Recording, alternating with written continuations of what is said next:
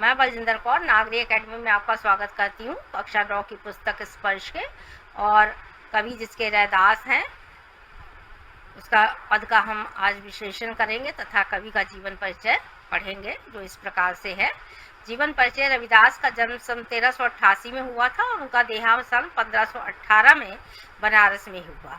कहीं कहीं उनका नाम रैदास भी है। मध्ययुगीन साधकों में रैदास का आप देखते हैं कि बहुत विशेष स्थान है।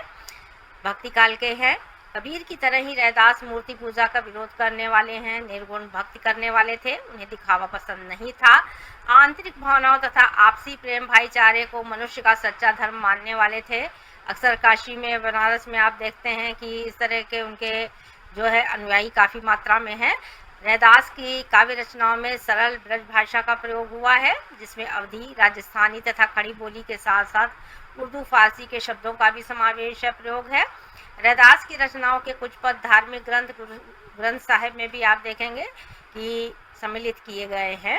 कबीर की तरह है कि उनकी वाणी को भी गुरु ग्रंथ साहिब में स्थान मिला है। पहला पद है, देखिए। अब कैसे छूटे राम नाम रट लागो, प्रभु जी तुम चंदन हम पानी, जाकी अंग अंग बास समानी। तो पद आप देख रहे हैं ब्रज भाषा के सुंदर प्रयोग किए गए हैं। और भक्ति काव्य है तो भक्ति काल की ही बात की जा सकती है। और आप देख रहे हैं कि वे निर्गुण भक्ति शाखा के कवि हैं, इसलिए उनके भी कबीर की तरह ही उनके भी पदों में आप ईश्वर का कहीं पर कोई नाम नहीं है। अगर राम नाम आया है तो इनके राम जो हैं वो निर्गुण राम है। इस बात को आपको हमेशा समझ लेना चाहिए कि राम का मतलब यहाँ सगुण भक्ति से नहीं है। तो कवि कहते हैं कि अब कैसे छूटे राम नाम रट लागी। अगर ईश्वर के राम नाम की रट लग गई है तो अब मुझसे कैसे छूट सकती है वो।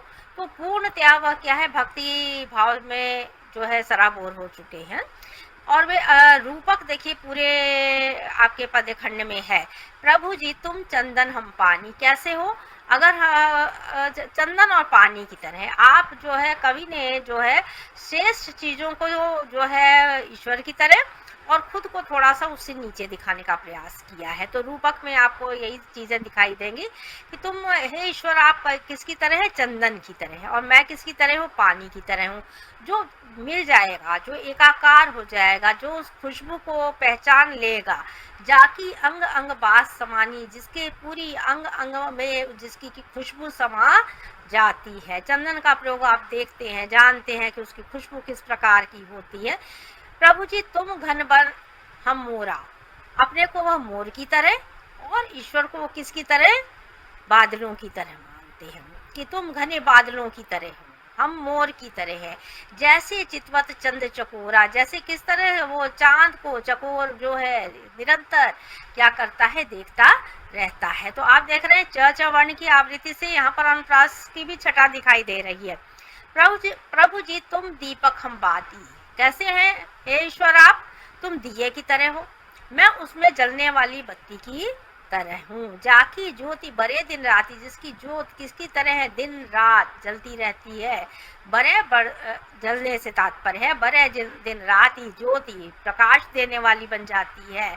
उसी ज्योति के माध्यम से, उस बत्ती के माध्यम से मैं क्या हूँ, प्रकाश प्राप्त होता है। प्रभु जी तुम मोती हम धागा, आप मोती की तरह है हे ईश्वर, और हम किसकी तरह है, उस धागे की तरह है जिसमें कि क्या है, एक एक मोती जो है पिरोया जाता है। जैसे सोने मिलत सुहागा, जिस प्रकार से सोना किससे, सुहागे से ये जो है आप देखते हैं कि स्वर्ण का सोने में सुहागा मिला करके उसको परखने की कोशिश करता है, काम करता है, उसकी तरह है। प्रभु जी तुम स्वामी हम दासा, हे ईश्वर आप किसकी तरह है, आप स्वामी हैं और मैं आपका दास हूँ, नौकर की तरह हूँ, छोटा हूँ, सेवक हूँ।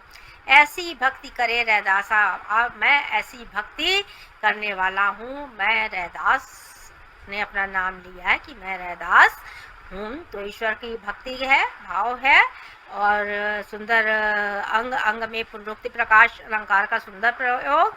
और चितवत चंद चकोरा में आप देख रहे हैं किस प्रकार से जो है अनुप्रास की छटा दिखाई दे रही है। पूरे उस पद्यखंड में रूपक अलंकार के सुंदर प्रयोग किए गए हैं, ब्रज भाषा है। और स्क्रीन पर आप देख रहे हैं इसकी विशेषताएं भी लिखी गई हैं, शब्दार्थ भी आपको उपलब्ध हो रहे हैं कि पदखंड है, निर्गुण भक्ति है, भक्ति काल है, ब्रजभाषा है अगर कोई भी प्रश्न पूछा जाता है। और चितवन चंद्र चकोरा में जैसा कि आपको बताया गया है कि अनुप्रास अलंकार है, तो अलंकार आपको पता होने चाहिए। अंग अंग में पुनरुक्ति प्रकाश है, भक्ति रस है, और पूरे उसमें आपने रूपक अलंकारों की सुंदर छटा देखी है कि चंदन से और बाकी आप देख रहे हैं मोती इत्यादि से ईश्वर को और अपने आप को उन्होंने मोती की में पड़े हुए धागे से इंगित किया है। नंबर 2 पैराग्राफ है, देखिए, ऐसी लाल तुझ बिन कौन करे, गरीब निमाज गुसैया मेरे माथे छत्र धरे।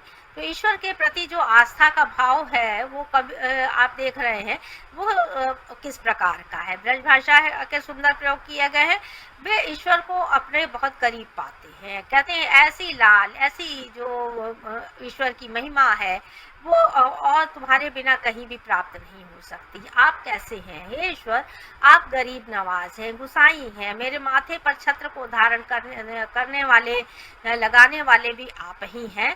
तो माथे पर छत्र को आप ही जो है, आपकी कृपा से ही हम धारण करते हैं। जाकी छोटी जगत को लागे तापर तू ही डरे, जो छोटी जात के हैं, क्योंकि आप देख रहे हैं कि रैदास भी उसी जाति के हैं। और आप देख रहे हैं कि वो उनको ये अनुमान लगता है कि जो छोटी जात के हैं उनके ऊपर भी जो सामाजिक जो ताना बाना है वो किस प्रकार से कटाक्ष करता है, व्यंग करता है, उनकी इज्जत नहीं करता है। लेकिन ईश्वर के उसमें क्या है, सब एक से हैं।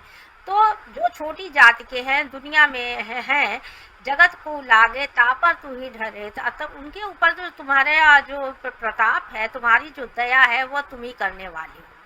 नीचे ऊंच करे मेरा गोविंद काहू ते न डरे, वे नीचे को भी क्या कर देता है, ऊपर उठा देता है, बड़ा बना देता है। तुम ही मेरे गोविंद हो, तुम ही मेरे भगवान है। कोई किसी से भी ईश्वर को डर नहीं लगता है।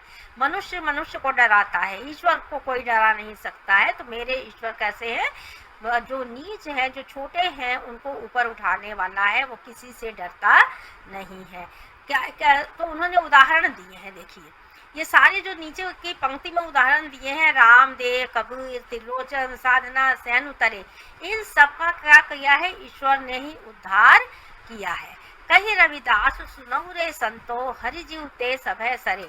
तो रविदास कहते हैं संत जो है कि हे हरि जो है, रविदास सुनऊ रे संतो, रविदास कहते हैं हे संतो सुनो, हरि जीव ते सबे सरे, जिसने हरि का नाम लिया है, जो हरि के साथ जीवित रहता है, उसका सब कुछ सर जाता है, सब कुछ पूरा हो जाता है। तो नीचे व्यक्तियों के लिए, उसको ऊपर उठाने के लिए और गोविंद की महिमा का गान करने के लिए अनेकों हमारे जो आप देख रहे हैं भक्ति काल के जो कवि हुए हैं और भक्त हुए हैं, उनके नामों को लेकर के कवि ने बताने की चेष्टा की है, प्रयास किया है कि किस प्रकार से ईश्वर की आराधना करने पर और ईश्वर के सामने कोई भी छोटा बड़ा, जात पात इत्यादि कहीं पर भी नहीं है।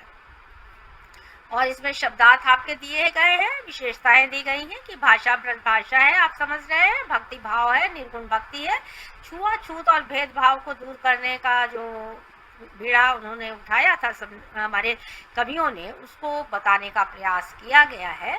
तो इस प्रकार से आपने 2 पैराग्राफ पढ़े। चैनल को सब्सक्राइब करें, वीडियो को लाइक तथा शेयर करें। धन्यवाद।